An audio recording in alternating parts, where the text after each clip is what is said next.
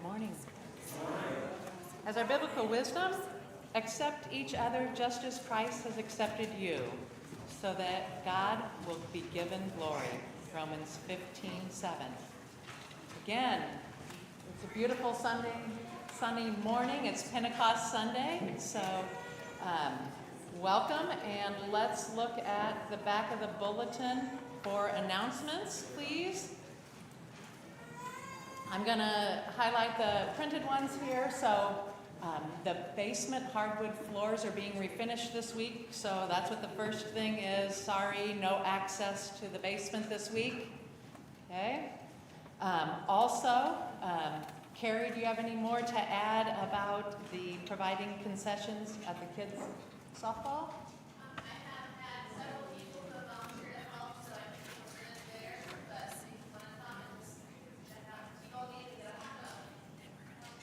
Perfect.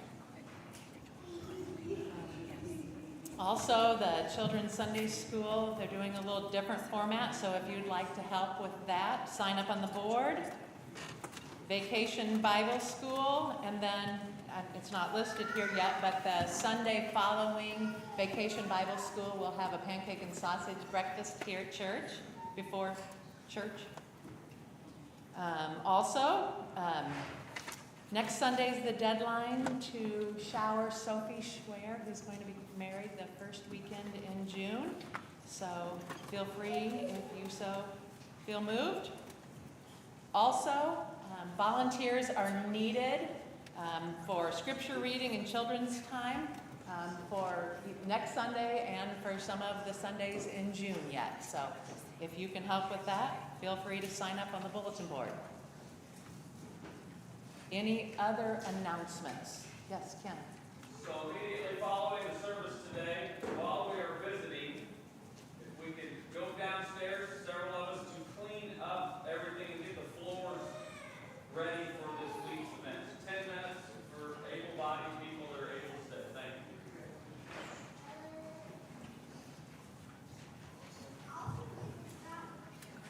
Any other announcements? Bob?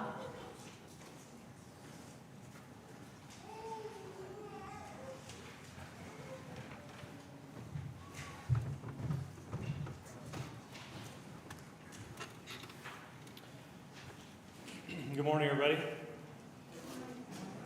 So I have a couple things to talk about. We're trying to keep this brief so I can give Dwayne his time due. That's what we pay him for, right? So I'll keep this as brief as possible, but through the last board meetings that we've had since the beginning of the year, we came to some conclusions of what we need to do and kind of the plan for the future. So just to keep this as brief as possible, just kind of let everybody know what's going on. So I've been the chairperson for the board I got to serve for them for the last 3 years now. I'm working on the fourth one. And so as chairman of the board, I'm bringing this to your attention. So just kind of step back a little bit and go into history just a little bit about where we're at, what we're doing. About a decade ago, we decided to move back from the Mennonite CDC, Central District Conference, or Mennonite USA. After that, we stepped back, of course, from the Illinois Mennonite Conference. And about four years ago, if everybody remembers back that far back again, we asked to step in and start working with FEC. More of a partnership. They don't actually call it a conference, it's more of a partnership for them. They're like a support or guidance team for us. But that's who we chose to go with, and we made the vote, or had the vote, and presented that. At that time as well, we also had that vote about changing the name of the church. At the time we had that vote, it was probably a 50-50 split about 4 years ago on that decision.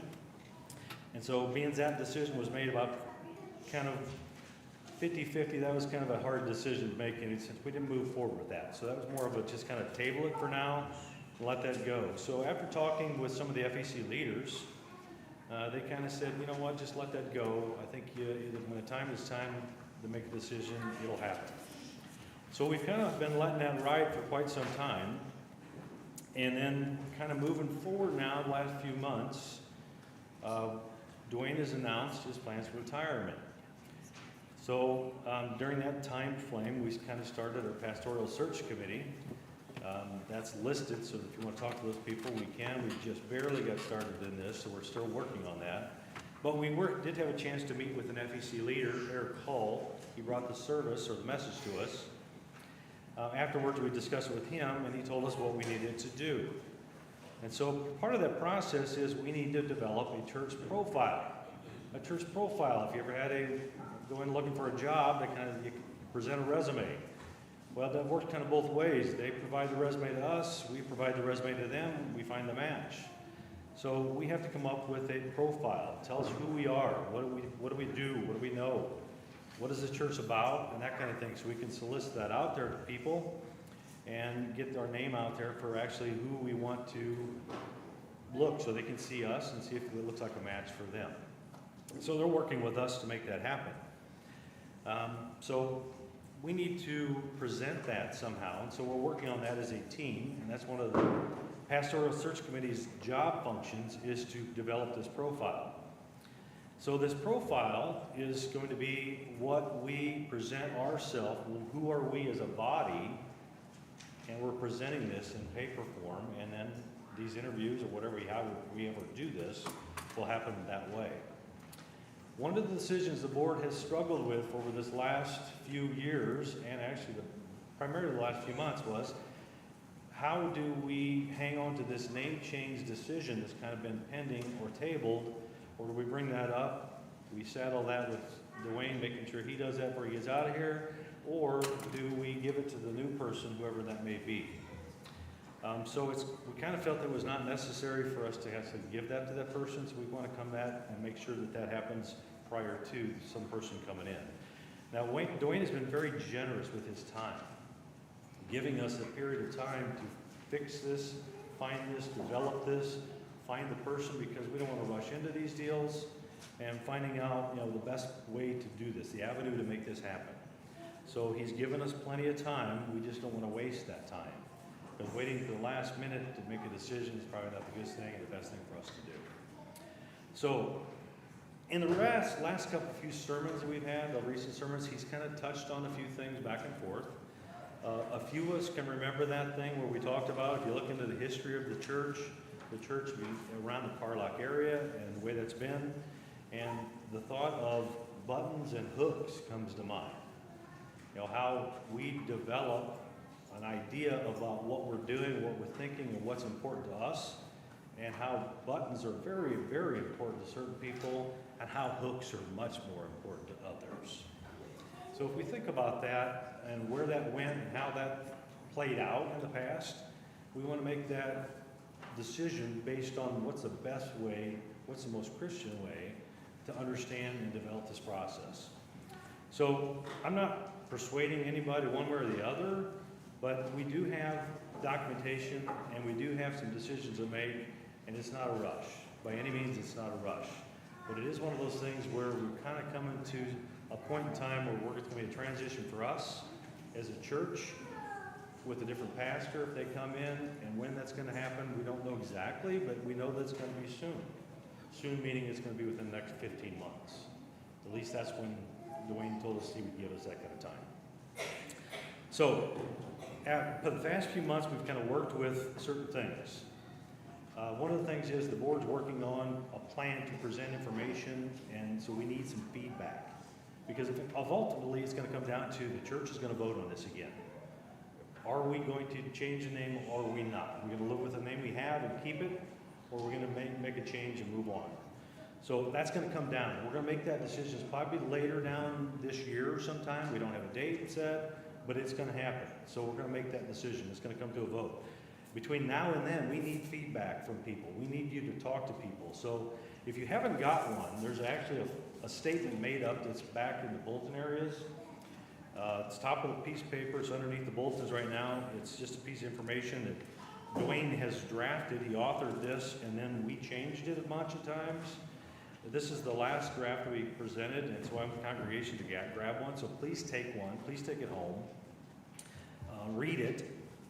Understand it the best you possibly can. If you have questions, on the back page of this is a listing of all board members. So I believe, yes, their phone numbers are listed there as well. So if you have questions, Please call someone, ask them if you've got questions about this.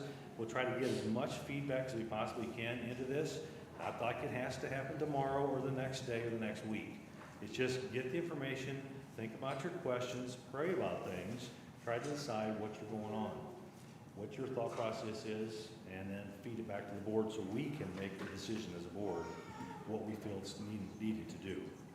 So we've had some pretty long board meetings about this. They went over time a little bit in the last few months, and we have decided that it's time to take the step, little steps at a time, to get this moving forward.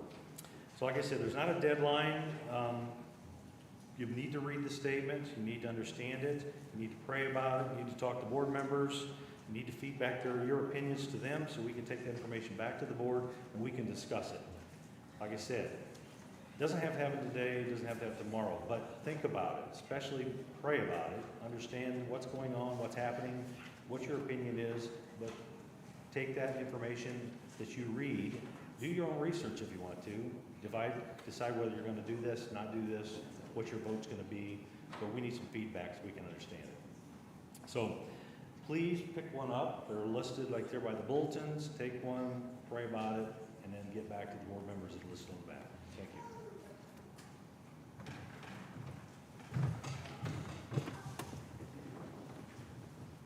Thank you, Bob. As a call to worship, I'd like to share a quote from Dutch professor, writer, and theologian Henry Nouwen. He said, "Without Pentecost, the life, death, and resurrection of Jesus remains imprisoned in history as something to remember, think about, and reflect on. But it is the Holy Spirit that comes to dwell within us so that we can become living Christ here and now." Let us worship in song. So if you would take your Rejoice, number 34, when the roll is called up.